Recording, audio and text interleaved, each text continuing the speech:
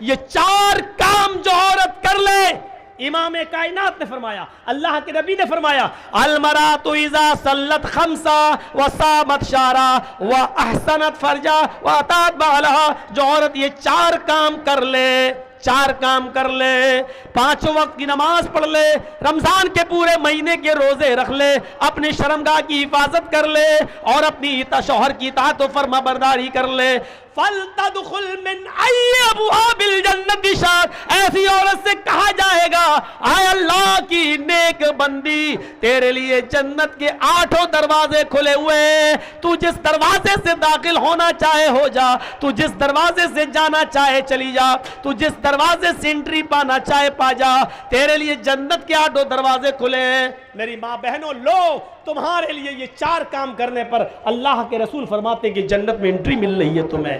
5 وقت کی نماز پڑھ لو، روزہ رکھ لو، شوہر کی اطاعت کر لو، شرمگاہ کی حفاظت کر لو، جنت میں داخل ہو جاؤ۔ یہ جنت میں جانے کا ایک راستہ ہے۔ جنت میں جانے کا ایک راستہ یہ ہے کہ اللہ کے نبی صلی اللہ علیہ وسلم صحابہ کرام کے بیچ میں بیٹھے ہوئے، بخاری کی روایت ہے، اچانک آپ نے ایک سوال کیا، من اصبح منکم اليوم صائما، تم لوگوں میں سے آج روزہ کس نے رکھا؟ نفلی روزے کی بات ہو رہی ہے، فرض روزے تو سب رکھتے تھے۔ اے صحابیوں بتاؤ تم لوگوں میں سے نفلی روزہ کس نے رکھا؟ فقام ابو بکر فقال انا یا رسول اللہ، ابو بکر صدیق اٹھتے اور کہتے ہیں اللہ کے رسول میں نے۔ کہا بیٹھ جاؤ۔ لوگوں روزہ رکھنے میں ابو بکر آگے نکل گئے۔ اب دوسرا سوال بتاؤ، من اطعم منکم اليوم مسکینا، تم لوگوں میں سے آج کسی مسکین کو کھانا، کسی بھوکے کو کھانا کس نے کھلایا؟ فقام ابو بکر فقال انا یا رسول اللہ، دوبارہ ابو بکر صدیق اٹھتے اور کہتے ہیں اے ابو بکر میں روزے سے تھا، میرے حصے کا کھانا بچا ہوا تھا، میں کھانا کھا نہیں سکتا تھا روزے کی حالت میں، اس لیے میرے دروازے پر ایک بھوکا آدمی آیا، مسکین آیا، میں نے اپنے حصے کا کھانا اس کو کھلا دیا۔ آپ نے کہا لوگو ابو بکر کھانا کھلانے میں بھی آگے نکل گئے، بیٹھو۔ تیسرا سوال آپ نے پوچھا، من عاد منکم اليوم مریضا، آج تم لوگوں میں سے کسی مریض کی عیادت کرنے کون گیا؟ کیا تمہارے گاؤں میں، تمہارے محلے میں کوئی مریض تھا، کوئی بیمار ہے جس کی عیادت تم نے کی ہو؟ فقام ابو بکر فقال انا یا رسول اللہ، تیسری بار بھی ابو بکر صدیق اٹھتے اور کہتے ہیں اے اللہ کے نبی میرے گاؤں میں فلاں فلاں بیمار تھا، آج میں اس کے گھر گیا اور اس کی عیادت کر کے آیا۔ آپ نے فرمایا لوگو یہ تیسری نیکی بھی ابو بکر کے کھاتے میں گئی، یہ تیسرے کام میں بھی ابو بکر آگے نکل گئے۔ اے ابو بکر بیٹھ جاؤ۔ اب آخری سوال بتاؤ کون ہے جس نے یہ کام کیا ہو؟ من تبی منکم اليوم جنازتن، آج کون ایسا آدمی ہے جو کسی جنازے کے پیچھے پیچھے قبرستان تک گیا ہے، نماز جنازہ سے لے کر قبرستان تک جا کر اس کو مٹی تک دیا ہے؟ کون ایسا ہے جس نے جنازے کی نماز سے لے کے کاندھا دینے سے لے کر مٹی تک دی ہو، قبر تک پہنچا ہو اور اس کو مٹی دے کر آیا ہو؟ کوئی ہے جو جنازے کے پیچھے پیچھے چلا ہو؟ فقام ابو بکر فقال انا، چوتھی بار بھی ابو بکر صدیق اٹھے اور کھڑے ہو کر کہنے لگے اے اللہ کے نبی آج میرے یہاں کسی کی مٹی ہو گئی، انتقال ہو گیا، میں اس کے جنازے میں گیا، میں نے اس کی جنازے کی نماز بھی پڑھائی، بلکہ میں قبر میں بھی اترا، میں نے اس کی باڈی کو قبر میں اتارا بھی، اور قبر میں اتارنے کے بعد پھر میں نے مٹی بھی دی، میں نے یہ کام بھی کیا ہے۔ اب اللہ کے نبی کھڑے ہوتے ہیں اور فرماتے ہیں جس انسان کے اندر یہ 4 خوبیاں ایک ہی دن میں جمع ہو جائیں، جس انسان کے اندر یہ 4 خوبیاں جمع ہو جائیں، جو نفلی روزہ بھی رکھتا ہو، جو مسکین کو کھانا بھی کھلاتا ہو، جو مریض کی عیادت بھی کرتا ہو، اور جو جنازے کے پیچھے پیچھے چلتا ہو، وجبت علیہ الجنہ، اللہ رب العالمین ایسے شخص کے اوپر جنت کو واجب کر دیتا ہے، وہ آدمی جنت کے اندر جا کر رہے گا، ایسے شخص کو اللہ ہر حال میں جنت کے اندر داخل کرے گا۔ کتنا پیسہ خرچ ہو رہا ہے اس کام کے لیے؟ جنت میں جانے کا یہ راستہ بتایا جا رہا ہے۔ راستہ آئیے میری ماں اور بہنوں تمہارے لیے ایک راستہ اور بتاتا ہوں. اے بھیا جس کو جانا ہو تو جلدی نکلو یار, بیچ میں ڈسٹرب کیوں کرتے ہو, کھڑے ہو گئے ہو, ہمیں معلوم ہے اب چائے کی لوک لگی ہوگی یا پیشاب لگا ہوگا. بابو جو گیا پینٹ میں جیب میں ہاتھ ڈال کے جا رہے ہیں, لگتا ہے کہ شاہ رخ خان جا رہا ہے, نکال لیں. سنیے میرے بھائیو, جاءتنی سائلہ, جنت میں جانے کا ایک راستہ میری ماں بہنوں تمہارے لیے. اللہ کے اماں عائشہ کہتی ہیں میرے پاس ایک مانگنے والی آئی, میرے پاس ایک مانگنے والی آئی, معہا صبیان, اس کے ساتھ 2 چھوٹے چھوٹے بچے تھے. اس نے مجھ سے کہا اللہ کے نام پہ کچھ دے دو, میرے گھر میں یہ دونوں بچے بھوکے ہیں, کئی دن سے ان بچوں نے کھانا نہیں کھایا. میرے پاس ایک کھجور رکھی ہوئی تھی.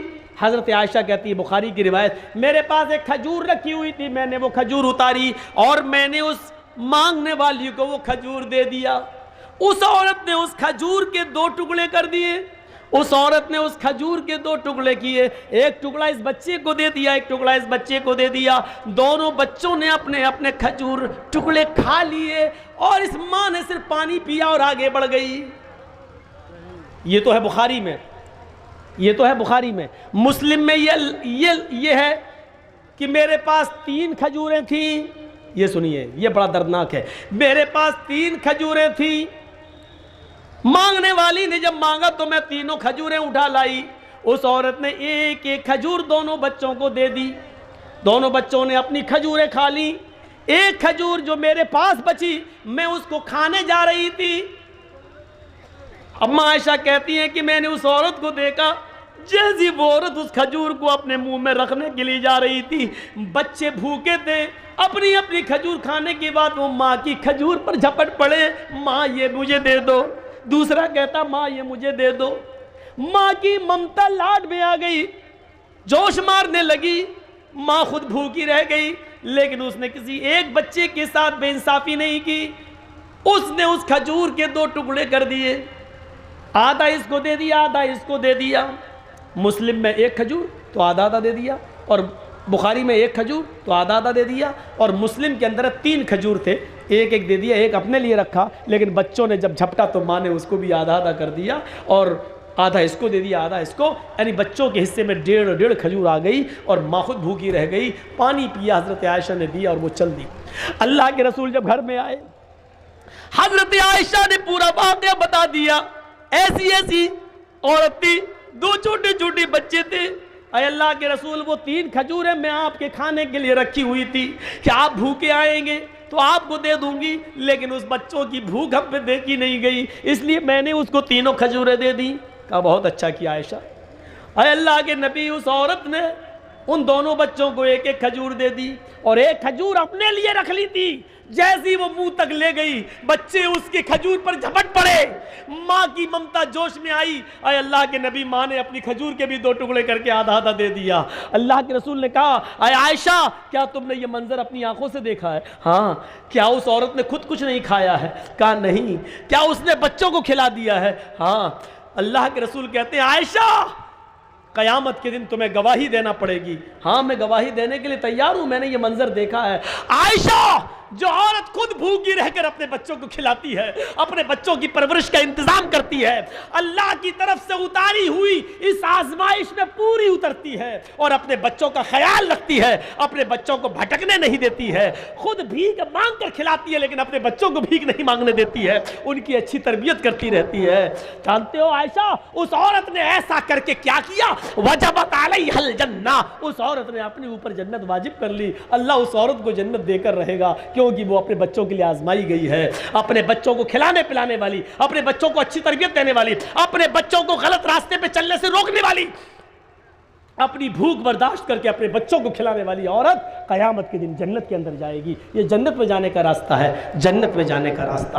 میرے بھائیوں, ایسی ایک راستہ وہ ہے جنت میں جانے کا جس کے چھوٹے پن میں کوئی بچہ مر گیا, انتقال کر گیا. ایک بچے کی عمر 2 مہینے کی, انتقال کر گیا. 5 مہینے کا, انتقال کر گیا. پیدا ہوتے ہی مر گیا, انتقال کر گیا. 1 سال کا بچہ, 2 سال کا بچہ, 3 4 سال, 5 سال کا بچہ, 7 سال تک کا بچہ انتقال کر گیا. اللہ کے نبی فرماتے ہیں اب باپ نے اپنے بچے کے انتقال پر صبر کیا, انا للہ و انا الیہ راجعون، اللہ کی امانت تھی، اللہ نے لے لی، جس نے اپنے بچے کے انتقال پر صبر کیا۔ قیامت کے دن ان بچوں کی روحیں نکال لی جاتی ہیں، صغارہم دعامیس الجنہ، ان بچوں کی روحیں نکال کر جنت کے اندر ڈال دی جاتی ہیں، اور بلا روک و ٹوک یہ جنت میں گھومتی رہتی ہیں روحیں، چھوٹے چھوٹے بچوں کی روحیں جنت میں گھومتی رہتی ہیں۔ قیامت کے دن جب اللہ تعالیٰ ان کے ماں باپ سے حساب و کتاب لے گا تو بہت سے ماں باپ ایسے ہوں گے جو اپنے گناہوں کی پاداش میں جنت کے حقدار نہیں ہوں گے۔ اللہ تعالیٰ کا حکم ہوگا کہ ان کو جہنم میں پھینک دو۔ جب فرشتے ان کو جہنم میں لے جا رہے ہوں گے تو اللہ تعالیٰ کہے گا روک لو، اے فرشتوں روک لو، یہ وہ لوگ ہیں جن کے بچپن میں ہم نے چھوٹے چھوٹے بچے چھینے ہیں، کسی کا 1 سال کا، کسی کا 2 سال کا، کسی کا 4 سال کا، 5 سال کا، 6 سال کا، 7 سال کا، میں نے ان کے بچے چھینے۔ جاؤ اے فرشتوں جنت سے ان بچوں کو لے کر آؤ، ان کو جہنم میں ڈالنے سے پہلے ان کی ملاقات ان کے بچوں سے کرا دو۔ ایک بار یہ حق بنتا ہے، دنیا میں یہ اپنے بچوں سے نہیں مل سکے اور ان کے بچے ان کے اپنے ماں باپ سے نہیں مل سکے، یہاں ان کو ملا دو۔ جنت سے جیسے ان بچوں کو لایا جائے گا اور کہا جائے گا یہ تمہارے ماں باپ ہیں، تم اپنے ماں باپ سے مل لو، وہ بچے خوشی خوشی اپنے ماں باپ سے ملیں گے، کافی دیر تک اپنے ماں باپ سے باتیں کرتے رہیں گے، پھر حکم ہوگا ان بچوں کو جنت میں ڈال دو اور ان کے ماں باپ کو جہنم کے اندر لے جاؤ۔ جیسے ہی ان کے ماں باپ کو جہنم میں لے جانے کا حکم ہوگا، یہ کہیں گے اے فرشتوں میرے ماں باپ کو کہاں لے جا رہے ہو؟ فرشتے کہیں گے اے بچوں تمہارے رب کا حکم ہے کہ ان کو جہنم میں ڈال دو، کیونکہ یہ دنیا میں بہت بد عمل تھے، نیک کام نہ کیا کرتے تھے، ان کو جہنم میں ڈالا جائے گا۔ یہ سنتے ہی وہ بچے اپنے ماں باپ کو پکڑ لیں گے، فَيَأْخُذُ بِنَاحِيَةِ ثَوْبِهِ، یہ بچے اپنے ماں باپ کے دامن کو پکڑ لیں گے، لم يُفَارِقْهَا، پھر اس کو چھوڑیں گے نہیں، اپنے ماں باپ کا دامن پکڑ لیں گے اور اس کو چھوڑیں گے نہیں، کہیں گے اے اللہ یہ تیرا کیسا انصاف ہے، اے اللہ یہ تیرا کیسا نیائے ہے، اے اللہ یہ تیرا کیسا انصاف ہے، دنیا میں بھی تو نے مجھ سے میرے ماں باپ سے الگ رکھا، دنیا میں بھی تو نے مجھے میرے ماں باپ سے الگ رکھا، اور آخرت میں بھی تو مجھے میرے ماں باپ سے الگ کر رہا ہے، اے اللہ جب آخرت میں بھی مجھ سے میرے ماں باپ کو الگ کرنا تھا تو دنیا میں تو نے مجھ سے میرے ماں باپ سے الگ مجھے کیوں کیا؟ اے اللہ میں اتنا بد نصیب کیوں، نہ تو دنیا میں مجھے میرے ماں باپ ملے، نہ آخرت میں بھی مجھے میرے ماں باپ مل رہے ہیں۔ یہ کہتے ہوئے وہ بچے اپنے ماں باپ سے چپک جائیں گے، چمٹ جائیں گے اور کہیں گے نہیں اے اللہ میں اپنے ماں باپ کو جنت میں لے جا کر رہوں گا۔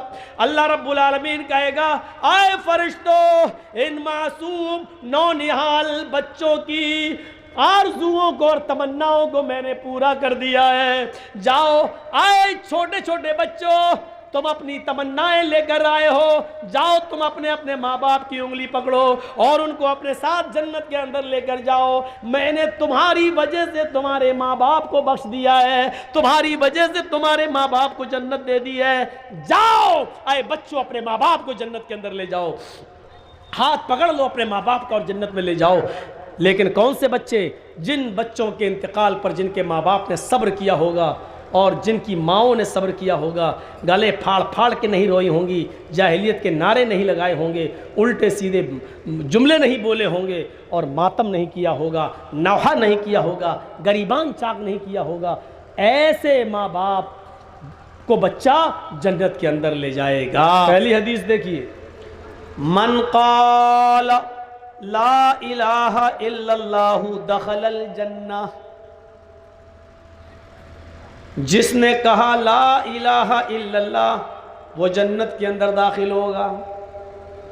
ہم اور آپ مسلمان ہیں، ایمانداری کے ساتھ بتائیے لا الہ الا اللہ کہنے میں کتنی دولت خرچ ہو رہی ہے اور کتنا روپیہ خرچ ہو رہا ہے؟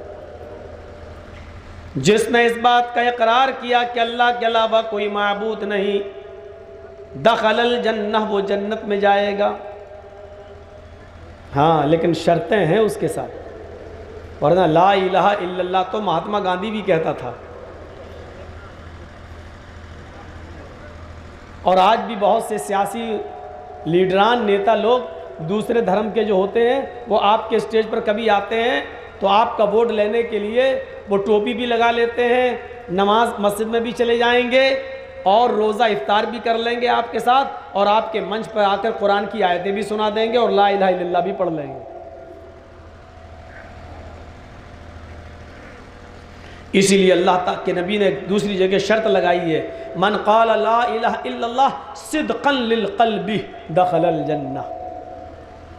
جس نے لا الہ الا اللہ کہا دل کی سچائی کے ساتھ, دل سے یہ کلمہ پڑھا اور دل سے اس بات کی گواہی دی کہ اللہ کے علاوہ کوئی معبود نہیں, وہ کہاں جائے گا؟ جنت میں. اور ایک حدیث کے اندر اللہ کے نبی صلی اللہ علیہ وسلم نے فرمایا کہ لا الہ الا اللہ مفتاح الجنہ, لا الہ الا اللہ جنت کی کنجی ہے, جنت کی ہے, جنت کی چابی ہے. صحابہ نے کہا اللہ کے رسول جب لا الہ الا اللہ کہہ دیا اور جنت کی چابی مجھے مل گئی تو ہم تو جب چاہیں گے تب جنت کا تالا کھول لیں گے. بھائی لا الہ الا اللہ لیجئے, ہم نے پڑھ لیا, جنت کی چابی ہمیں مل گئی, اب ہم تو جائیں گے جنت کا تالا کھولیں گے اور جنت میں داخل ہو جائیں گے. اب ہمیں نماز پڑھنے کی, روزہ رکھنے کی, حج کرنے کی کیا ضرورت ہے؟ جب لا الہ الا اللہ ہی جنت کی چابی ہے تو اور عمل کرنے کی کیا ضرورت ہے؟ تو اللہ کے نبی مسکراتے ہیں اور کیا کہتے ہیں, ہاں صحیح کہہ رہے ہو, میں جانتا تھا تمہارے دماغ میں یہ بات آئے گی. تو اللہ کے رسول نے کیا فرمایا؟ لا الہ الا اللہ مفتاح الجنہ لیس لہ اسنان. لا الہ الا اللہ جنت کی چابی ہے لیکن اس چابی کے اندر دندانے نہیں ہیں. کبھی بھی آپ نے دیکھا ہوگا چابی جو آپ کے پاس ہوتی ہے, چاہے گھر کی ہو یا موٹر سائیکل کی ہو یا فیکٹری کی ہو, اس چابی کے اندر ہلکے ہلکے گڈر بنے ہوتے ہیں, گڈر دانے ہوتے ہیں اس کے اندر. اتنی بڑی چابی ہے تو یہاں دانے, یہاں مطلب گڈھے بنے ہوتے ہیں. سمپل چابی سے آپ کا تالا نہیں کھلے گا جب تک گٹر نہیں ہوں گے اس کے اندر, دندانے نہیں ہوں گے اس کے اندر. تو اللہ کے نبی نے فرمایا لا الہ الا اللہ چابی تو ہے لیکن سمپل چابی ہے, اس کے گٹر نہیں ہیں, اس کے دانے نہیں ہیں.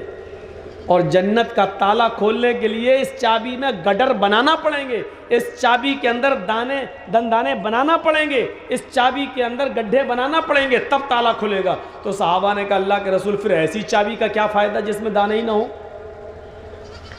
آپ دے ہی رہے ہیں تو ایسی چابی دیجئے کہ جس کے اندر گڈر بھی ہوں, دندانے بھی ہوں اور ہم تالا کھول سکیں.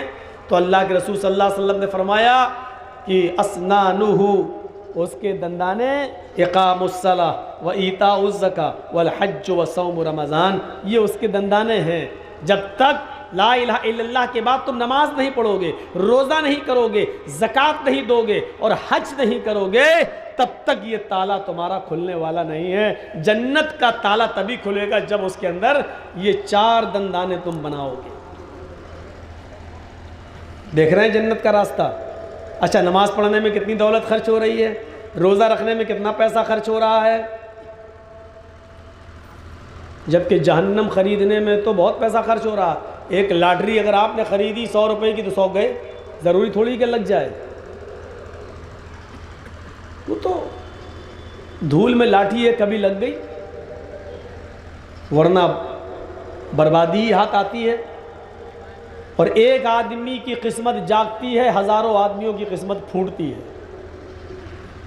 تو اسلام کے اندر ہر وہ کام حرام ہے جو تمہیں فائدہ پہنچا رہا اور تمہارے بھائیوں کو نقصان پہنچا رہا.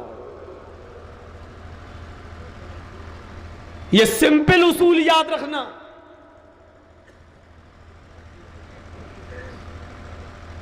سمپل اصول.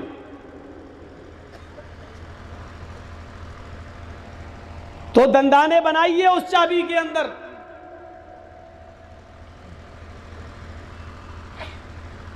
ایک اور حدیث سناتا ہوں جنت میں جانے والا آدمی. ممات لا یشرک باللہ شیئا دخل الجنہ. جس آدمی کو اس حال میں موت آئی, جس آدمی کو اس حال میں موت آئی, جس انسان کا انتقال اس حال میں ہوا کہ وہ اللہ کے ساتھ کسی کو شریک نہیں کرتا تھا, وہ اللہ کے ساتھ کسی کو ساجھی نہیں بناتا تھا، جو توحید پر مرا، جس کا انتقال توحید پر ہوا، اور جو مرتے وقت تک بھی مشرک نہیں تھا، اللہ کے ساتھ کسی کو شریک نہیں ٹھہراتا تھا، جو اس حال میں مرا کہ وہ اللہ کے ساتھ شرک نہیں کرتا تھا، تو یہ کہاں جائے گا؟ دخل الجنہ، جنت کے اندر جائے گا۔ اب سوچو جو بیٹا بیٹی مانگتے ہو مر رہے ہو، کیا ہوں گے؟ بابا تیرے در پہ آیا ہوں تو جھولا جھولی بھر کے جاؤں گا، اور وہیں مر گئے ہوں، کیا ہوگا ان کا حال؟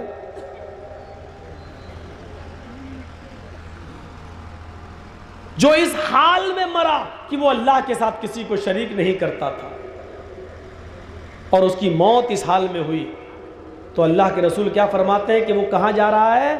جنت کے اندر داخل ہوگا۔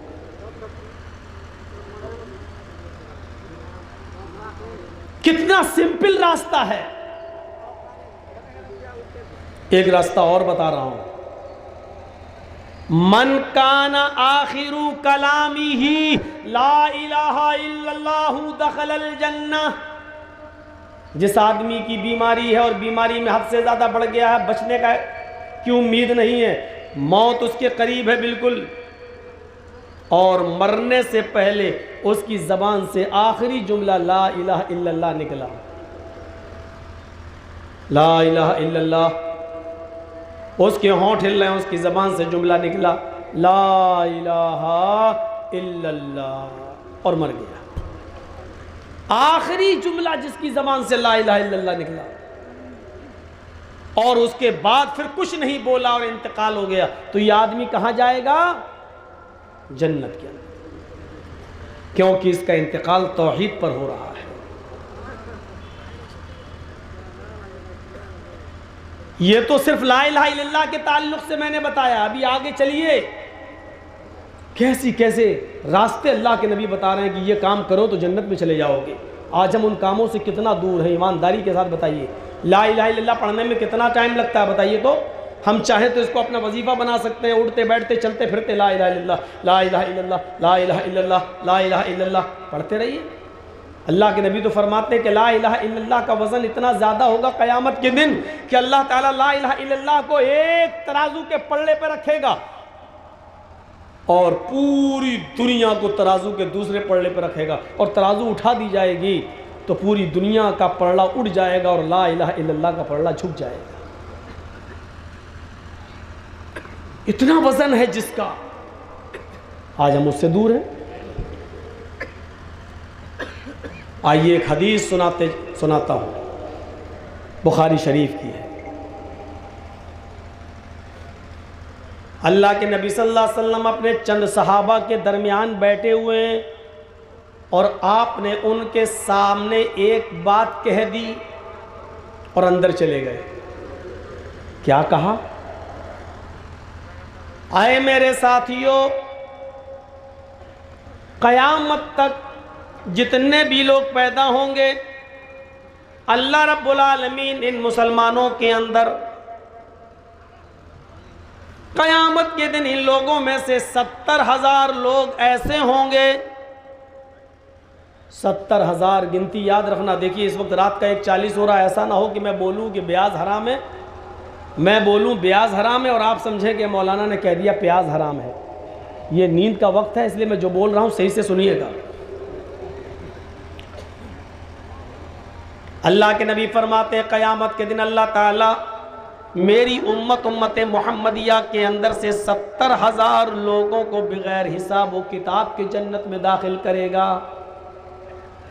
ان سے کوئی حساب کتاب نہیں ہوگا۔ کتنے لوگ؟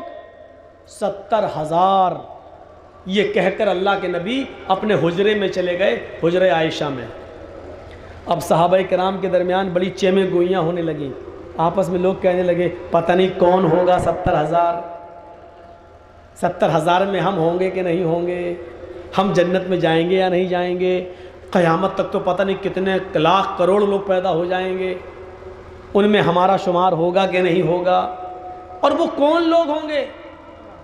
کچھ لوگ کہنے لگے ان میں ہم نہیں ہوں گے، اس لیے کہ ہم لوگ پہلے کافر تھے بعد میں اسلام لائے، شاید یہ 70,000 لوگ وہ ہوں گے جو اسلام ہی کی حالت میں پیدا ہوئے ہوں گے اور اسلام ہی کی حالت میں مرے ہوں گے، ان لوگوں میں سے 70,000 لوگ ہوں گے۔ ابھی یہ آپس میں بحث اور مباحثہ کر رہے تھے، چہمے گوئیاں کر رہے تھے، اتنے میں اللہ کے رسول باہر نکلے، حجرے سے مسجد کے اندر آئے اور آپ نے فرمایا شاید آپ لوگ کنفیوز ہو گئے ہو، شک میں پڑ گئے ہو کہ 70,000 لوگ کون ہوں گے جو جنت کے اندر بغیر حساب و کتاب کے جائیں گے۔ صحابہ نے کہا ہاں اللہ کے رسول ہمیں ذرا بتائیے تو، اشارہ تو کیجئے، اگر ہم نہیں ہیں تو ویسا بننے کی کوشش کریں گے۔ تو اللہ کے نبی نے فرمایا یہ 70,000 لوگ جو جنت کے اندر جائیں گے، سنو نوجوانوں، کیا یہ 4 چیزیں ہمارے اندر پائی جا رہی ہیں؟ اللہ کے نبی فرماتے ہیں کہ 70,000 لوگ جو جنت میں جائیں گے وہ میری امت کے کون ہوں گے؟ پہلا، لا یتطیرون،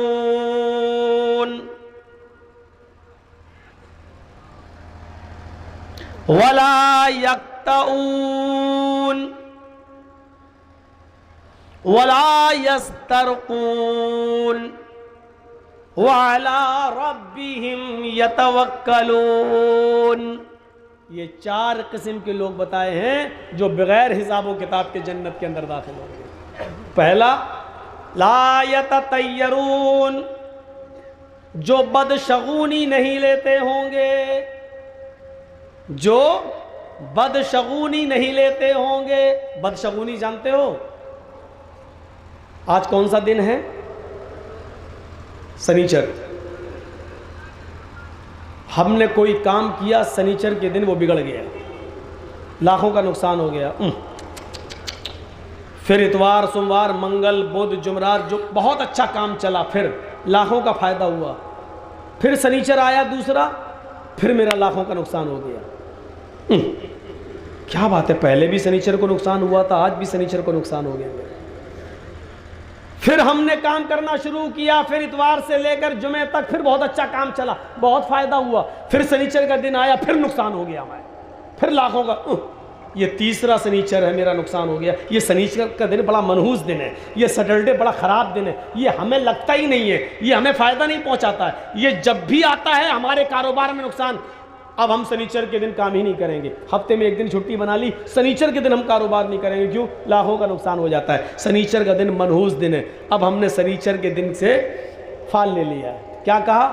بدشگونی۔ سنیچر کا دن برا دن ہے، ہم کام نہیں کریں گے، یہ ہے بدشگونی۔ اور مولانا جرجی صاحب ایک گاڑی پہ بیٹھے ہوئے ہیں، ڈرائیور ہندو ہے، گاڑی چلا رہا ہے، چلاتے چلاتے ایک دم روکی، ایک دم روک دیا۔ جرجی صاحب آگے پیچھے سیٹ پہ تھے، ہو آگے گرے، دیکھ کے نہیں چلاتے ہو؟ ارے مولانا چپ چاپ بیٹھے رہو، ہیوی بریک مارے ہیں میں نے۔ ارے یار کچھ تو ہے نہیں، نہ گاڑی ہے نہ کچھ ہے، پھر تم نے بریک کتنے ہیوی کیوں مار دیے؟ ارے بلی راستہ کاٹ گئی۔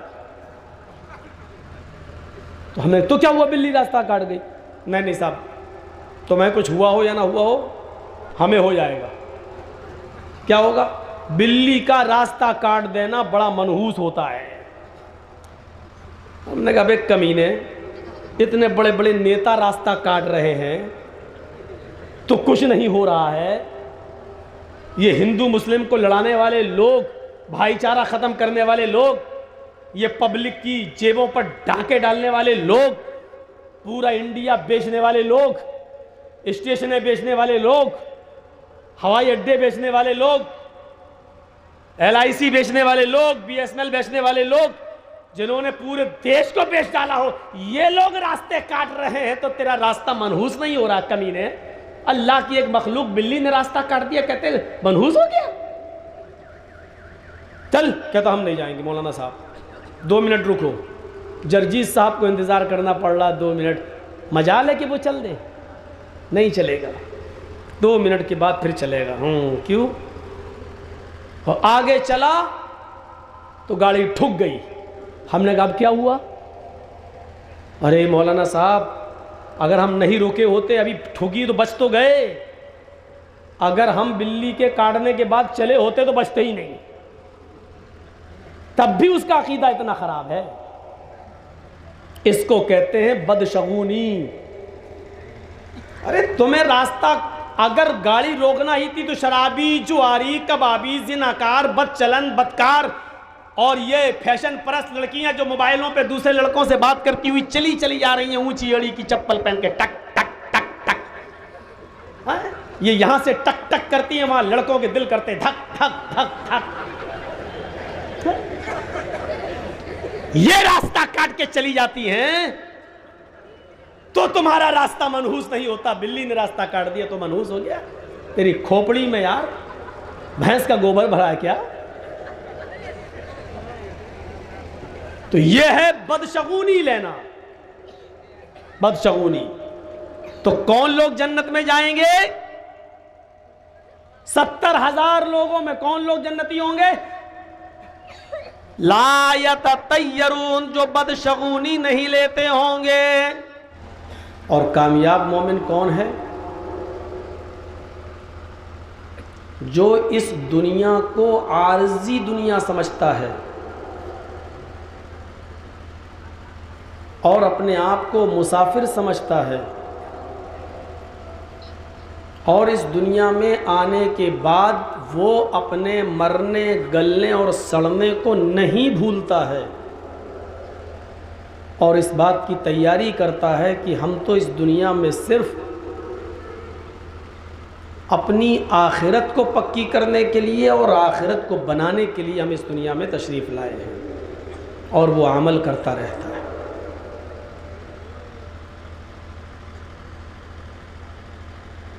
وہی انسان جنتی ہے.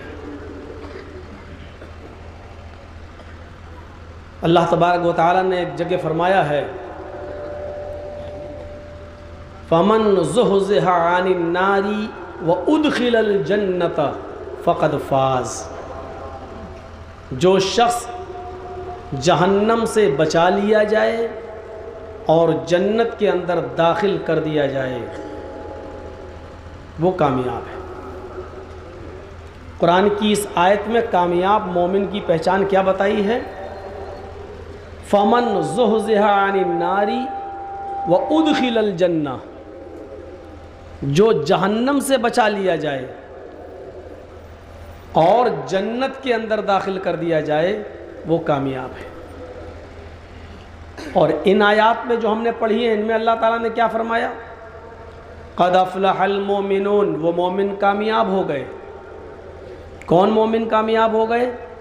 الذین هم فی صلاتهم خاشعون، جو اپنی نمازوں میں خشوع اور خضوع برتتے ہیں. نماز پڑھنے والوں کو کامیاب نہیں کہا ہے، جو اپنی نمازوں میں خشوع اور خضوع برتتے ہیں ان کی نماز مہذب نماز ہوتی ہے. وہ نماز کا ہر رکن بڑی تسلی و تشفی کے ساتھ کرتے ہیں. وہ اپنی نماز کی شکل و صورت نہیں بگاڑتے ہیں اور نہ ہی اپنی نماز میں عجلت، جلد بازی کرتے ہیں. والذین هم عن اللغو معرضون، اور وہ مومن بھی کامیاب ہو گئے جو اپنی زندگی کے اندر تمام لغویات سے اعراض کرتے رہے. لغو کام، لغو فعل، لغو باتیں، یعنی بیہودہ اور بیکار قسم کے کاموں سے وہ اپنے آپ کو بچاتے رہے. اب بیکار کام کون سا ہے؟ نمازوں سے فارغ ہو کر، بزنس سے فارغ ہو کر، کھیتی باڑی سے فارغ ہو کر جب حضرت عمر فاروق رضی اللہ تعالیٰ عنہ اپنے گھر پہ آ جاتے تھے، تھوڑا بہت آرام کیا اور آرام کرنے کے بعد اٹھے، اب آج کوئی کام ہی نہیں ہے تو کیا کریں؟ تو جانتے ہو حضرت عمر فاروق اس خالی وقت کو بھی کیسے گزارتے تھے؟ وہ کوئی کپڑا لیتے تھے، بیکار قسم کا کپڑا، اور کپڑے کو پھاڑ دیتے تھے اور پھر سوئی لے کر سوئی میں دھاگا ڈال کے اس کپڑے کو سلتے تھے. ان سے پوچھا گیا ایسا آپ کیوں کرتے ہو؟ تو انہوں نے کہا کہ بیکار بیٹھنے سے کیا فائدہ، قرآن کہتا ہے جو لغو کاموں سے اور لغو چیزوں سے اپنے آپ کو بچاتے ہیں، دور کرتے ہیں، تو میں فالتو تھا، کام تھا نہیں، گھر میں بیٹھا تھا تو کیا کرتا، میں نے اس کپڑے کو پھاڑ دیا اور اس کو سل رہا ہوں، خالی وقت میں کیوں برباد کروں۔ ہم اپنا خالی وقت کہاں بیکار کرتے ہیں؟ کیرم بورڈ میں، چوسر میں۔ اپنا خالی وقت ہم کہاں برباد کرتے ہیں؟ تاڑی پینے میں، جوا کھیلنے میں۔ ہم اپنا خالی وقت برباد کہاں کرتے؟ بس بیٹھے ہیں، فالتو چیزیں دیکھ رہے ہیں، بس یوٹیوب پہ ٹچ والے موبائل ہیں، اور فرصت ملی تو کیا ہوا، کوئی گانا ہی سن لو۔ ڈرائیور گاڑی چلا رہا ہے، حالانکہ کام کر رہا ہے وہ کہیں، لیکن گاڑی چلانے میں اس کا دل لگ نہیں رہا، بجائے اس کے کہ وہ کسی اچھے عالم کی تقریر سن لے یا قرآن کی تلاوت لگا دے، نہیں، اس کا دل نہیں لگ رہا ہے، گانا لگا دیا، چل رہی گاڑی۔ ہم اپنا بیکار وقت اس طریقے سے ضائع کرتے ہیں۔ حضرت عمر فاروق اپنا وقت کیسے لگاتے تھے؟ کچھ نہیں ملا تو کپڑا پھاڑ کے اسی کو سل رہے۔ تو کامیاب مومن بنیے، کامیاب مومن۔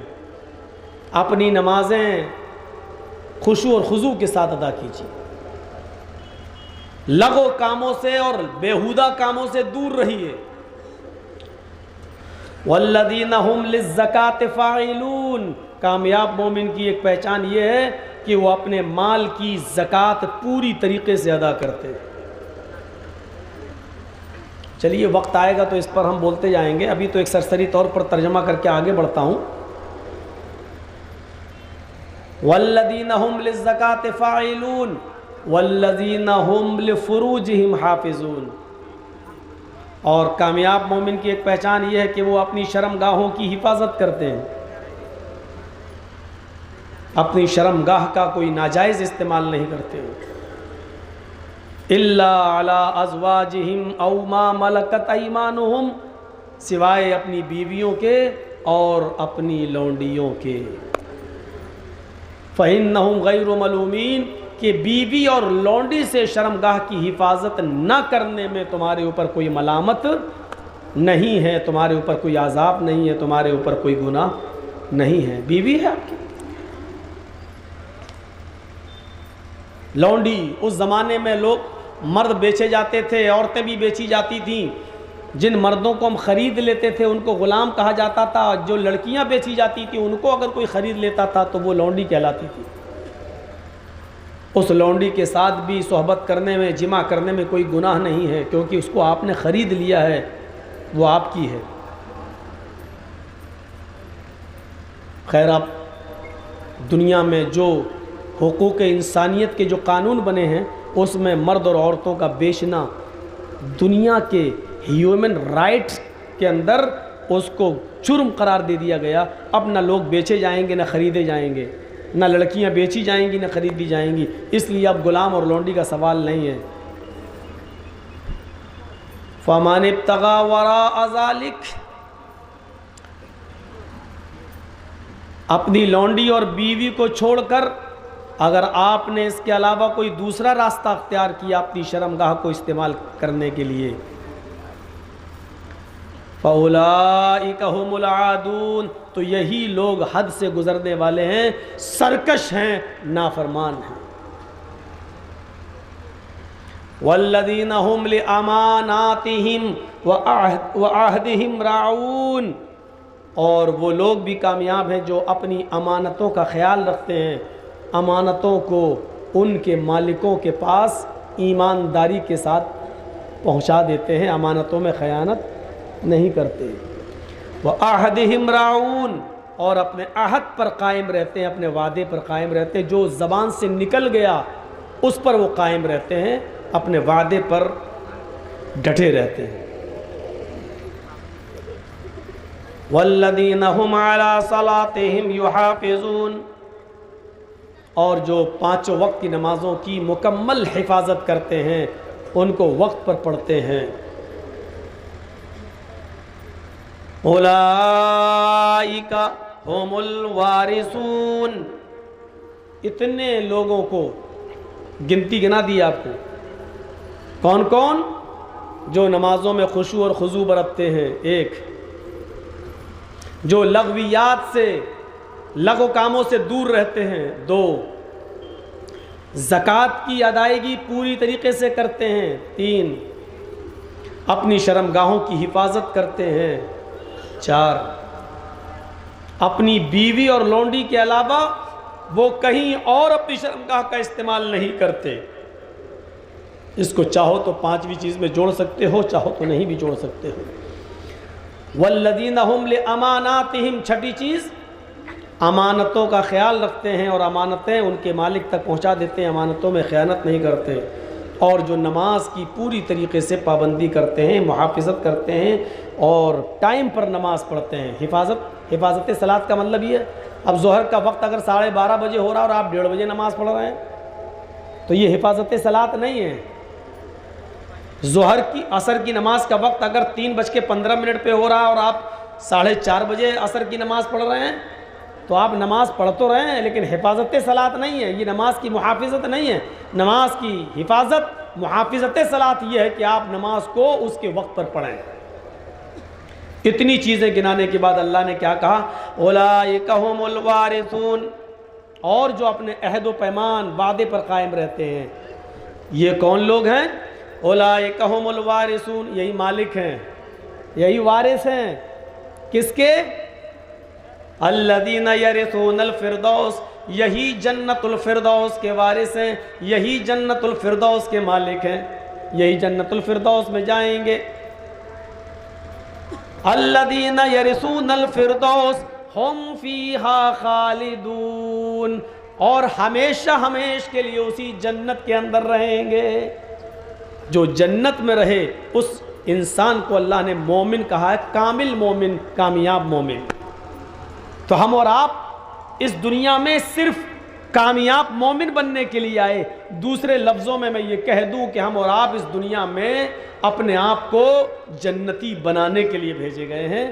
جو انسان دنیا میں آنے کے بعد گناہوں سے دور رہ کر اپنے آپ کو جہنم سے بچا لیتا ہے اور جنت کے اندر اپنے آپ کو داخل کر لیتا ہے، وہ کامیاب انسان ہے۔ فمن زحزح عن النار وادخل الجنہ فقد فاز، جو جہنم سے بچا لیا جائے اور جنت کے اندر داخل کر دیا جائے وہ کامیاب ہے۔ آئیے اب جنت میں جانے والے لوگ کون ہیں، اس کی ایک لسٹ پہلے میں آپ کے سامنے رکھ دیتا ہوں۔ گنیے، پہلا شخص جنت میں کون جائے گا، اور دیکھیے اس میں ہمیں کتنا روپیہ خرچ کرنا پڑ رہا ہے۔ جنت کو حاصل کرنے کے لیے کتنے روپے کی ضرورت پڑ رہی ہے، جبکہ ہم جہنم تو لاکھوں کروڑوں روپیہ خرچ کر کے خرید رہے ہیں، جبکہ جنت میں جانے کے لیے کوئی پیسہ نہیں۔ پہلا لفظ دیکھیے، ایسے ماں باپ کو بچہ جنت کے اندر لے جائے گا۔ یہ جنت میں جانے والے راستے تھے، اور بھی بہت سے راستے ہیں، میں نے تو ابھی شارٹ کٹ میں اتنے راستوں پہ میں چل سکا۔ 2 گھنٹے کی تقریر میں میرے بھائیوں کنٹینیو کئی راتیں جاگتے ہوئے ہو گئی، اس لیے اب میری ہمت آگے نہیں بڑھ پا رہی ہے۔ میرے بھائیوں، جنت میں جانے کے راستوں میں سے ایک راستہ یہ بھی ہے کہ من بنا للہ مسجدا بنا اللہ لہ بیتا فی الجنہ، جو دنیا میں اللہ کے لیے مسجد بنائے گا اللہ اس کے لیے جنت میں گھر بنائے گا۔ یہ زکوٰۃ و خیرات، صدقہ اور مدرسوں میں دان دینا، یہ بھی جنت کے راستوں میں سے ایک راستہ ہے۔ میرے بھائیوں، آپ آؤ اور بڑھ چڑھ کر مدارس اسلامیہ میں صدقہ خیرات زکوٰۃ دے کر اور جنت کا سرٹیفکیٹ لیجئے اور جنت کے حقدار بنیے۔ یہ جنت کے راستوں میں سے راستے ہیں جانے کے۔ صدقہ و خیرات کرتے رہیے، زکوٰۃ دیتے رہیے اور مدارس اسلامیہ کی ذمہ داری کو سنبھالیے۔ اردو تو ختم ہو چکی ہے ہمارے انڈیا سے، اگر ہم نے عربی مدرسوں کا ساتھ نہیں دیا تو عربی بھی ختم ہونے کی پلاننگ چل رہی ہے، عربی بھی ختم کر دینے کے منصوبے چل رہے ہیں، اور یہ سب سرکار کی آنکھ کے نیچے ہو رہے ہیں، ناک کے نیچے ہو رہے ہیں۔ اللہ تعالیٰ ان مدارس اسلامیہ کی حفاظت فرمائے، اللہ تعالیٰ ہمیں جنت کے راستوں میں چلنے کی توفیق عطا فرمائے۔ بار الہ تجھ سے دعا کرتا ہوں کہ جو لوگ تیری رحمت کو جا چکے ہیں، اللہ ان کی قبروں کو نور سے بھر دے، اے اللہ ان کے گناہوں کو معاف فرما دے، جنت الفردوس میں اعلیٰ علیین کے اندر ان کے روحوں کو جگہ عطا فرما۔ اے اللہ جب تک تو ہمیں زندہ رکھ، اسلام پہ زندہ رکھنا، اور جب ہمارا خاتمہ ہو تو ایمان پر ہمارا خاتمہ فرمانا۔ وما علینا الا البلاغ المبین، وآخر دعوانا ان الحمد للہ رب العالمین۔ السلام علیکم ورحمۃ اللہ وبرکاتہ۔ الحمد لله نحمده ونستعينه ونستغفره ونعوذ بالله من شرور أنفسنا ومن سيئات أعمالنا من يهده الله فلا مضل له ومن يضلله فلا هادي له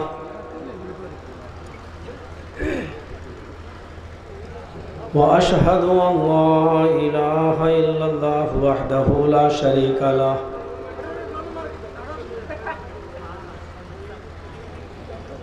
وأشهد أن محمدًا عبده ورسوله أما بعد فإن خير الحديث كتاب الله وخير الهدي هدي محمد صلى الله عليه وسلم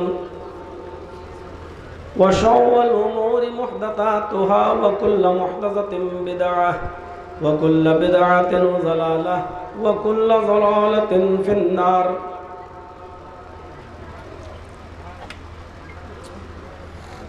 أعوذ بالله من الشيطان الرجيم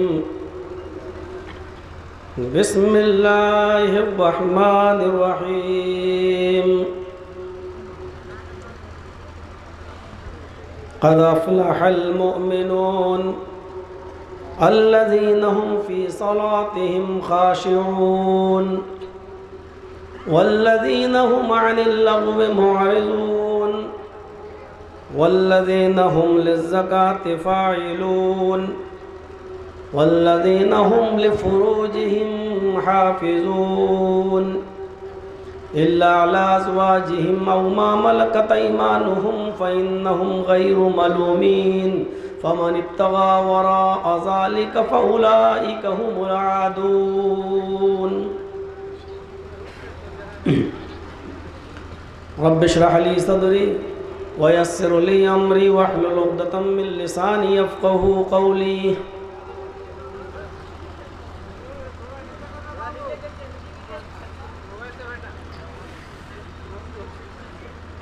مدرسہ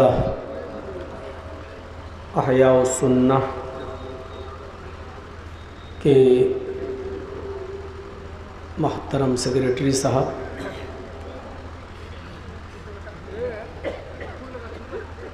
اساتذہ کرام،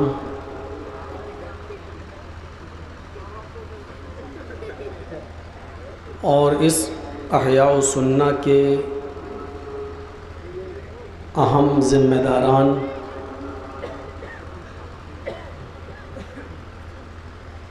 اسٹیج پر تشریف فرما دیگر مؤقر علماء کرام،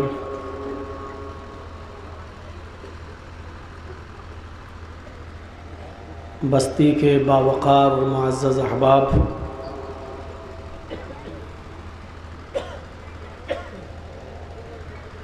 قدیمہ اور اس کے آس و پاس قرب و جوار اکناف و اطراف سے آئے ہوئے معزز سامعین حضرات،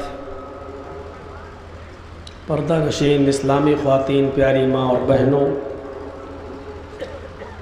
قوم و ملت کے لائق بر نوجوانوں، مستقبل کے ہونہار عزیز بچوں،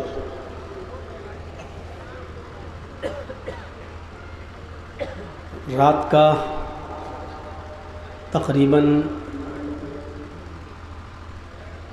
1 بج چکا ہے اور جب گھڑی کی سوئی اس کو کراس کر چکی ہے۔ اتنی رات تک آپ صبر و ضبط کے ساتھ، تحمل کے ساتھ آپ بیٹھے رہے، یقیناً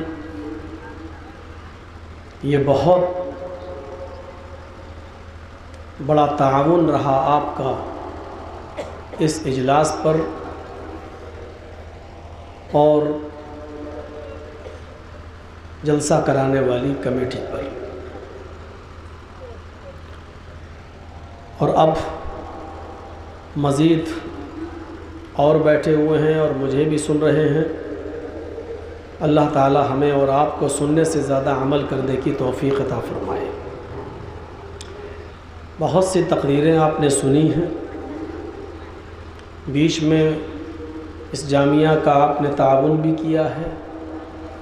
اللہ تعالیٰ سے دعا ہے کہ الہ العالمین وہ اس جامعہ میں دن دونی اور رات چوگنی ترقی عطا فرمائے، اس جامعہ کو نظر بد سے بچائے، حاسدین کے حسد سے محفوظ رکھے، اور اپنے رحم و کرم کی بارش اس جامعہ پر برساتا رہے، اور یہاں سے تیار ہونے والے بچے